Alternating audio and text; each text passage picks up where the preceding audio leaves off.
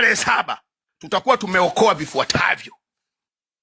Tuliibiwa kwa mujibu wa nani, mkaguzi wa serikali au Profesa Asadi, mlimsikia juzi, huyo tumweke kwenye bracket. Tukitoka tarehe 7 tutaokoa mambo yafuatayo, na tunaweza tukarudisha fedha ifuatayo. Kwa mujibu wa mkaguzi tuliibiwa bilioni 748 na shirika la ndege. Kwa hiyo tutokeni wengi turudishiwe hizi hela. Bwawa la Nyerere tumeibiwa 1.48 trillion.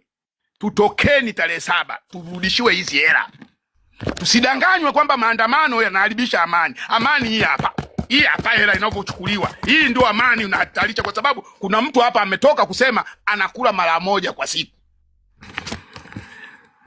Uwanja wa Arusha unaosimamiwa na mwana FA Makonda na Msigwa wameiba bilioni 151. Kwa hiyo maandamano yanarudisha hizi hela siku ya tarehe 7.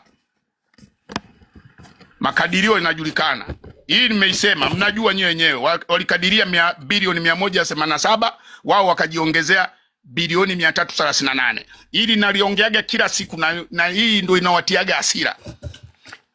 TRC, shirika la reli, wametuibia bilioni 3.06.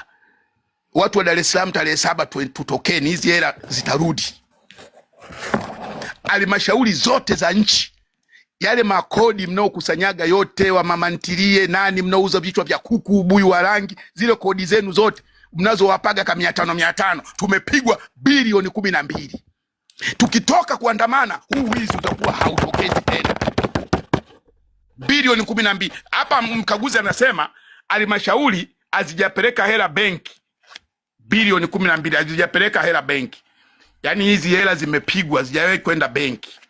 Bilioni 12. Hiyo ni makusanyo ya nchi nzima. MCD, ili shirika la baba mkwe wa Samia, yule anayeua watu sana, yule Mchengerwa, alishasema kabisa tutamwaga damu. Alishatamka maneno hayo. Yeye kapiga bilioni 20, alituletea madawa yaliyo expire. Bilioni 20. Kwa hiyo tukiandamana tutakuwa tupati hata madawa, atuletei dawa zilizo expire. Ndio maana saizi ukuta mtu kavimba vichwa.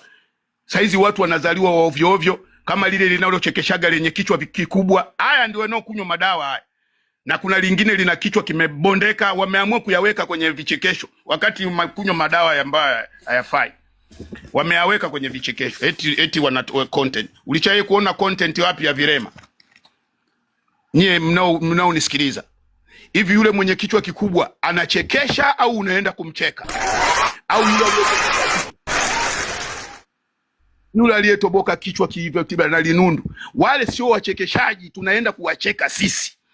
Sisi ndo tunaenda kuwacheka. Yule mwenye kichwa kikubwa mimi naenda kumcheka, achekeshi. Yule mwenye mrefu analingeo sijui kichwa limebondeka, tunawacheka. Haya ndio wanaokunywa madawa yaliyo expire. Unaona? MCD ilipokea madawa na vifaa tiba vya bilioni 20 vilivyokaribia kuharibika. Kinywa haya madawa si kichwa kitatoboka kama yale majamaa. Wapo wanazaliwa na mavichwa ya ajabu ajabu sababu ya kunywa madawa yale ambayo hayafai. TAMESA wametupige bilioni 5. Zimamoto tumepigwa milioni 900. TTCL wameiba bilioni 700. Alafu kwa nini tusiandamane? Nani anayekuambia maandamano ni haramu? Nani anayekuambia maandamano yanahatarisha amani? Amani inahatarishwa na hawa wezi. Ni majizi, wameua watu. Alafu wanatisha watu. Sasa nani anayehatarisha amani kwenye nchi? Msikubali kudanganywa kwamba maandamano yanaleta matatizo.